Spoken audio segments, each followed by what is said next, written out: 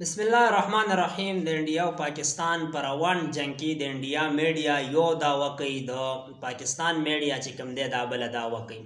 اوس په داسې ځای کې یو سیریس سنجیده انسان چې وي نو هغه صرف په یو خبر باندې چې د هغه ثبوت نه وي، څه دلیل نه وي، په هغې باندې د هغه زړه نه مطمئن کېږي او نه صرف په هغې باندې اکتفا کوي.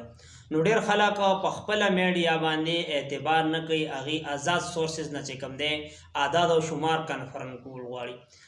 خو زه تاسو ته وایم چې کومه سورسز ته مونږ آزاد وایو د هغې نه خپل اعداد او شمار کنفرم کولو کوشش کوو، نو دغه سورسز هم آزاد نه دي، بلکې دې کې اکثریت چې کوم دی جانبدار دی. مغربي میډیا یا انټرنیشنل میډیا یا کوم چې مطلب داسې میډیا دي چې هغه دا کلیم کوي چې مونږ آزاد یو، نو دې کې هم اکثریت د انډیا په فیور کې دی. او که دې کې داسې یو نانیم سلیم الفطرت انسان او حق پرست یا حق پسند غیر جانبدار انسان پیدا شي او هغه یو داسې تجزیه یا یو داسې خبر یا داسې اعداد او شمار جاری کړي چې هغه د پاکستان په فیور کې وي، نو هغه ته هم د دې بیا سخترینه سزا چې کوم دی میلاویږي. نو دې د وجې نه که کوم انسان غیر جانبدار وي خو هغه داسې راپورټینګ په دې وخت کې نشي کولی.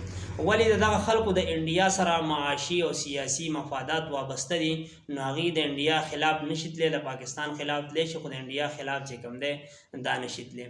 او هسې هم پروپیګنډا په جنګ کې د یو مؤثر هتیار په طور باندې استعمالیږي، او خاص کر کفار چې کوم دی د دې د اولې ورځې نه د پروپیګنډې استعمال دا مطلب دا یو عادت دی، د دې فطرت دی. د دې غزوه احد که مونږ د قرآن په رڼا کې وګورو، تفاسیرو په رڼا کې، نو ډېرو مفسرینو چې کوم دی په هغې کې دا لیکلي دي چې مطلب پروپیګنډا د کافر یو مؤثر هتیار دی. نو د دشمن د پروپیګنډې نه متاثره کېدله دا نه دي پکار، او دغه آزاد سورسز چې مونږ ورته وایو په دې پسې په پټو سترګو باندې تګ دا نه دی پکار، بلکې په خپله میډیا باندې اعتبار پکار دی.